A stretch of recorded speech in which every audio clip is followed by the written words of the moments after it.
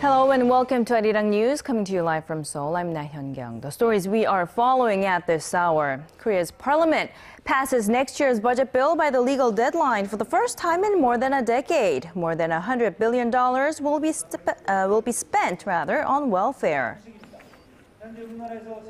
And reports say the destructive malware found in Sony's hacked network has Korean language code, but some warn not to jump to conclusions that North Korea is behind the attack.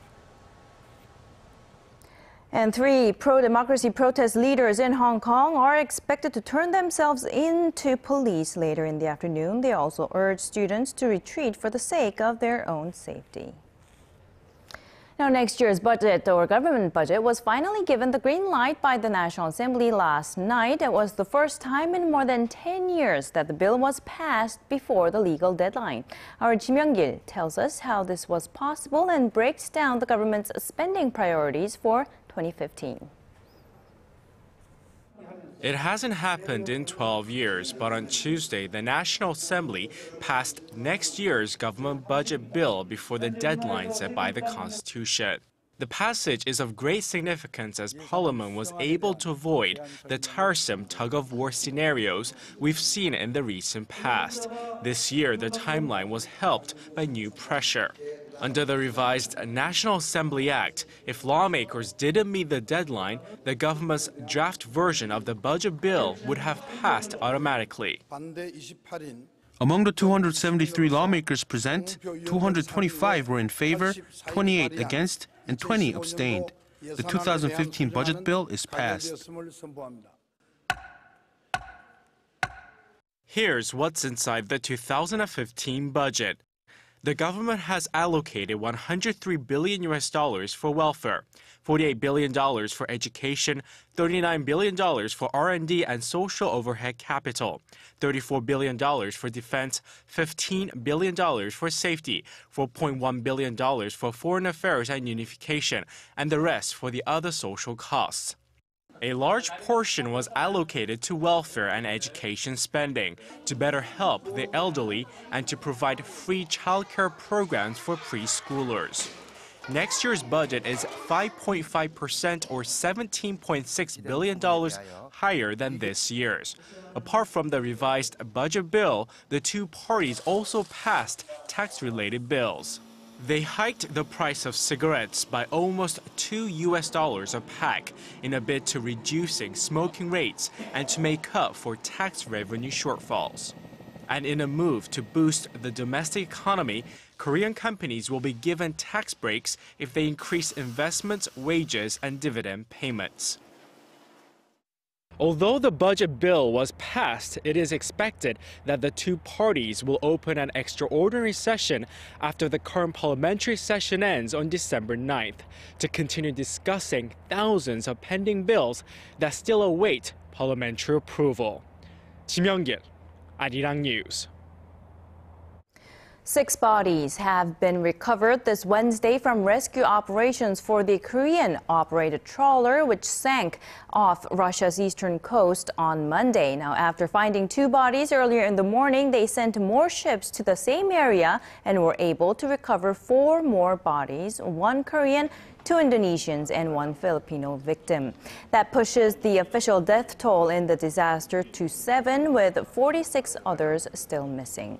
Search and rescue operations are ongoing, but high tides and strong winds are hampering efforts. The cause of the accident is still being investigated.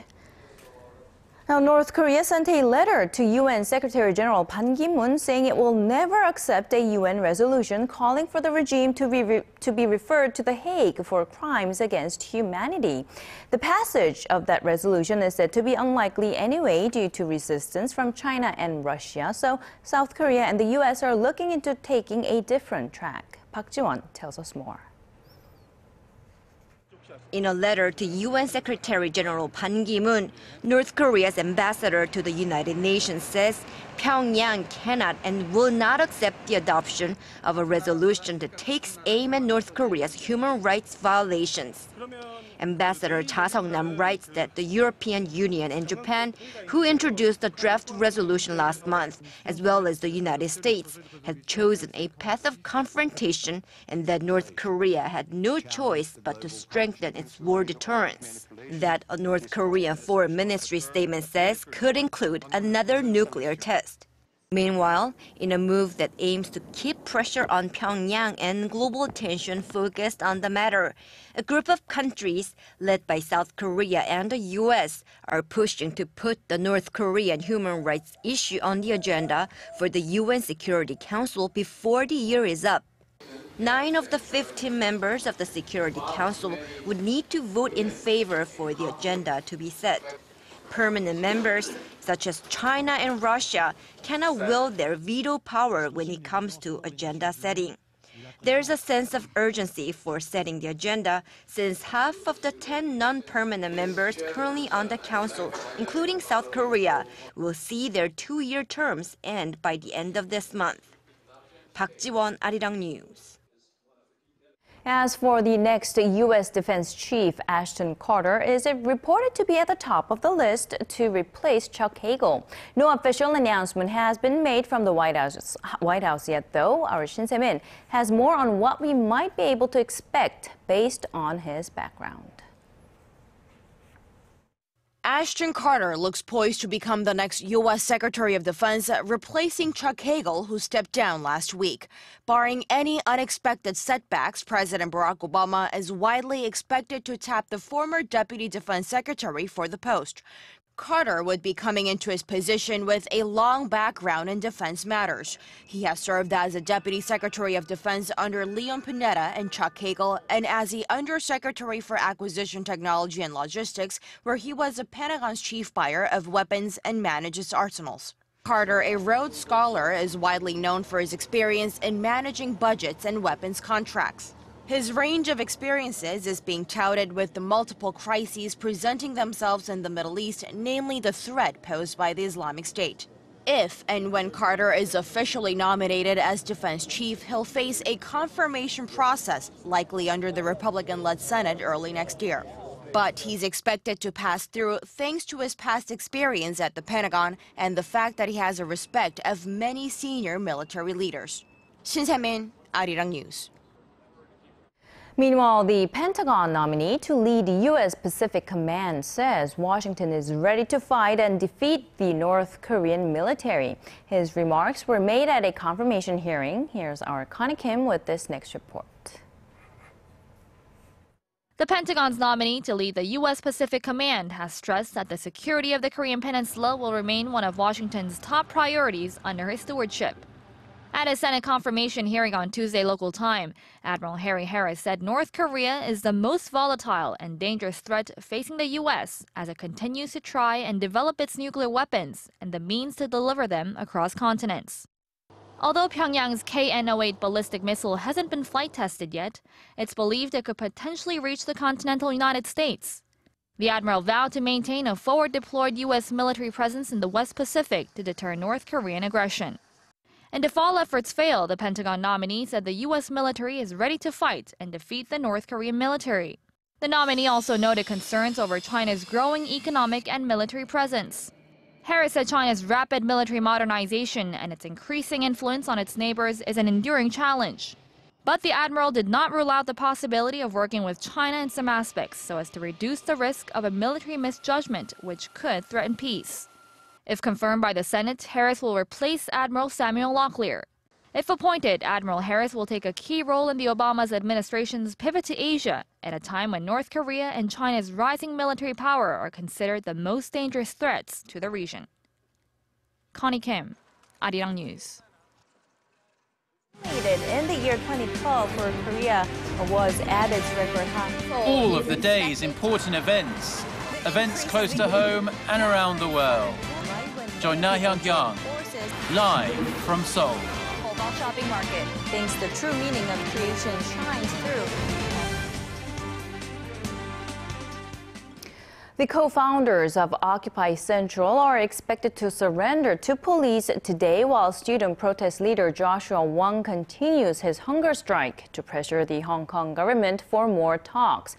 Benny Tai, Chan Kim-man, and Chu Yu-ming, who led the pro-democracy movement in the early days, urged student protesters to retreat for the sake of their safety and the original intention of love and peace. Occupy Central said it will continue their fight for democracy in Hong Kong through public debates and community education, as the three leaders encouraged protesters to also, quote, put down deep roots in the community and extend the spirit of the umbrella movement.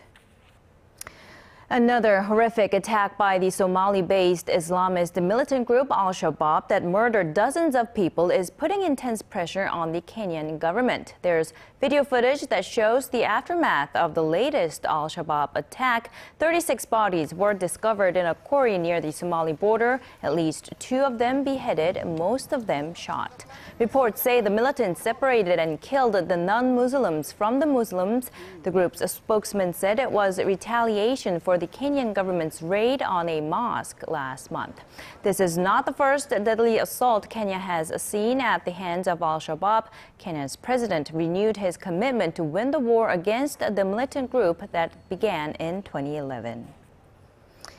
Now, in other news, fingers are still pointing toward North Korea as the possible culprit behind last week's cyber attack on Sony Pictures. But there are also those who say it's too soon and too dangerous to jump to any conclusions at this point. Kwon So-ah reports.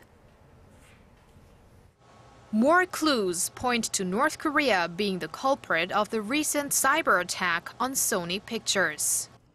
According to Bloomberg, 2 people they say are credible but not authorized to speak in public said the destructive malware found in Sony's internal system last week contained Korean language code. Other elements found were similar to major attacks on the networks of South Korean banks and TV stations last year, which were blamed on the North. There are parts of this attack and patterns of this attack that look like things North Korea may have done in the past. Others are skeptical. People are initially jumping to the conclusion that because it's coded in Korean, that this might be a North Korea waged attack against Sony in particular or other organizations. We have to be very careful of jumping to those conclusions and automatically assuming attribution in this case.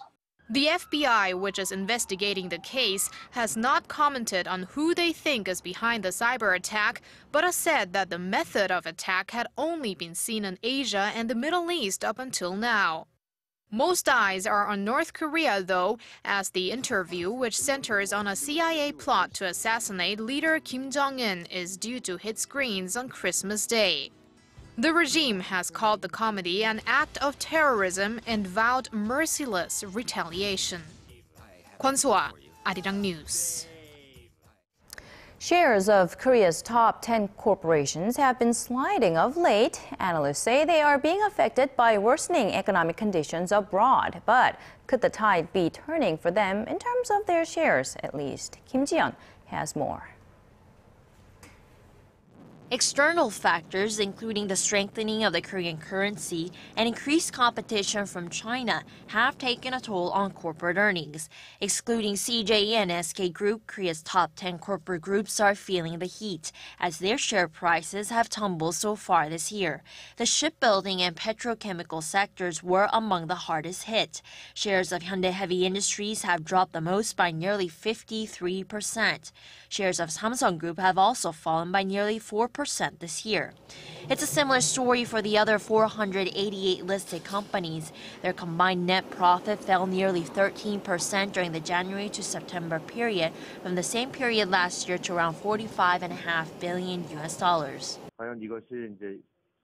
The company's worsening earnings are being reflected in their stock prices, but Korean shares will likely pick up next year as external conditions improve following economic recoveries in many major global markets. Daishin Securities predicts Korea's main benchmark Kospi will hit 2,250 at some point from the current 1,900 level. Goldman Sachs also forecasts the Kospi to top the 2,300 level next year, which would be an all-time high. 김지영, 아리랑 뉴스. In the meantime, Korean conglomerates have been slashing their investment in facilities but boosting spending on R&D as they search for potential areas of future growth. Management evaluation firm CEO Score says Korea's top 30 conglomerates reduced their facilities investment by 10% in the third quarter from a year earlier to nearly $60 billion, but raised R&D investment by 6% to $24 billion. Samsung Electronics was the country's top investor in both sectors. The company accounted for more than a quarter of all investments among the conglomerates surveyed. The shift from 3G wireless technology to long-term evolution, or LTE, is changing the shape of the global tablet PC market. In a report released on Wednesday, global research firm Strategy Analytics said LTE-capable tablets accounted for 18% of all tablets sold worldwide this year. And that's not all. They are expected to top 20% of market share next year. The market share of 3G tablets has slumped to 9% this year, down from 27% when they were launched 4 years ago. Wi-Fi-only tablets account for the vast majority of sales at 73%, but they are forecast to drop below 70% within the next 4 years. Now, falling oil prices may be welcome news for drivers, but it's setting off an alarm bell among Korean builders. Slowing demand for petrochemical plants in cash-rich Middle East countries could pose problems for them. Our Hwang Ji-hye has the details. Korean construction companies are not likely to achieve the $70 billion goal set by the government for them to win orders abroad this year. That's largely due to tumbling oil prices, which prompted Middle East oil producers to delay their petrochemical and infrastructure projects. With less than 1 month to go, Korean companies have won less than $60 billion worth of orders so far this year. Government officials say with too many variables in the market, local companies could run into problems in winning major deals for the remainder of the year. The suspension this year of a water management project in Thailand also makes it difficult for the country to meet the goal. The project involves Seoul's state-run Korea Water Resources Corporation. Industry officials say Korean companies will face an even more difficult year in 2015. That's because there's no sign that global oil prices, which have lost 40% from their peak in June, will rebound anytime soon. They say Korean companies are relying too heavily on the Middle East for their overseas construction contracts, although they're trying to diversify their markets. The Korean government is also making efforts to help them find markets elsewhere. Hwang Ji-hye, ARIRANG News.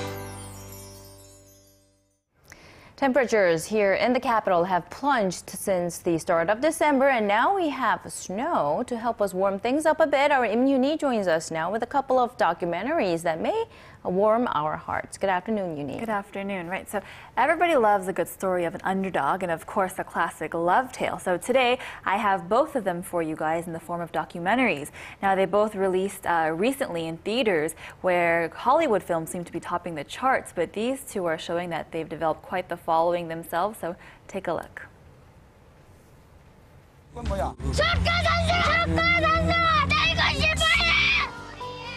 These boys all share the same dream, to become professional football players. But of course, the journey is long, full of sweat and tears, and requires sacrifices. With a new coach heading the junior team, the boys get one step closer to their dreams in this documentary that shows a touching story of teamwork, hard work, and determination to never give up. There are a lot of adults among us who give up easily, but these children hold tight to their dreams and face all the difficulties with courage, which is something we can all learn from. 결혼하신 지 몇 년 됐어요? 75년인지 6년인지. 76 years of marriage, and now each over 100 years old, this couple illustrates the power of love. Known as the 100-year-old lovebirds, they wear matching traditional Korean clothing every day and even sleep hand in hand, a real-life fairy tale. But all stories have an ending, and now this couple must enter a new stage in their life. You feel like you're sitting right next to the two of them because the love they have for each other is so contagious. It's perfect for families and will hopefully cause a good reaction. The documentary brought in thousands of viewers on its very first day, which far exceeded expectations, as society is always ready for a story of true love. So we always hear about how the Interstellar is doing great at the box office, Right. but these two are really doing great as well. Right, so in particular, the second movie, My Love, Don't Cross That River, that movie, when it first released, you heard in the report, thousands and thousands went to attend the debut, which is amazing because they said publicity-wise, they didn't really do much, so it spread basically by word of mouth. So that's how popular it was. But in terms of charts, the second one is actually in the top 5 in quite a few charts, so it's starting to pick up too. So considering Exodus, which was highly anticipated, which was recently released, and Interstellar, this documentary is, I think, holding its ground. Yeah, I think one of my friends actually went to see the documentary, or the movie, we should call it, and she really liked it a lot. Right. So it really is they're saying a quite touching documentary that's really refreshing to see this love story. But actually, it won an award, the Audience Award, at the DMZ Korean International Documentary Film Festival of this year. And so they received a lot of acclaim for just really being a heartfelt documentary that, you can't really see this type of love story of over 7 decades of, marriage, and you don't see that every day. So a unique documentary to go check out. Wow, being married for 75, 76 years, that's really something there. Not something most people can say. Yeah. All right, thank you very much, Uni, for today's story. You're welcome.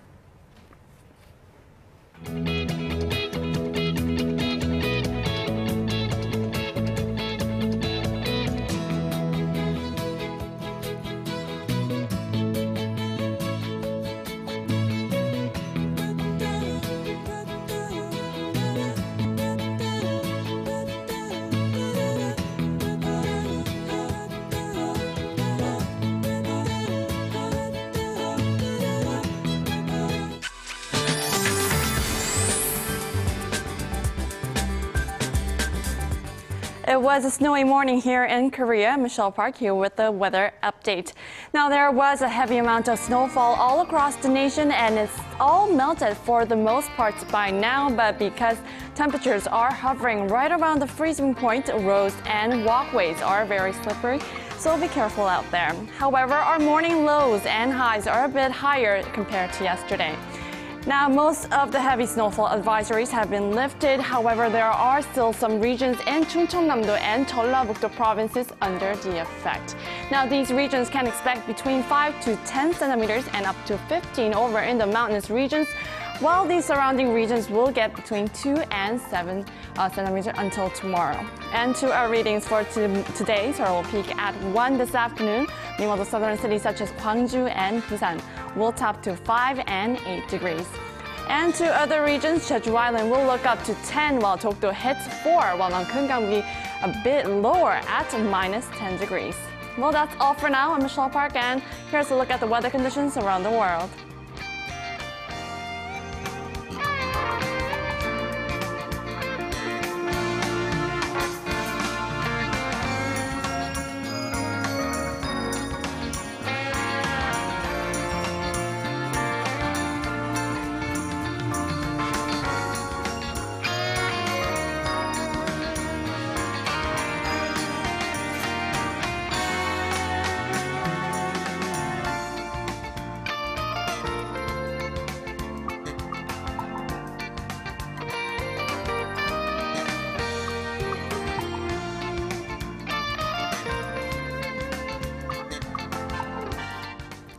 And that's all we have for now. More news coming up at 4 p.m. Korea time. Bye-bye for now.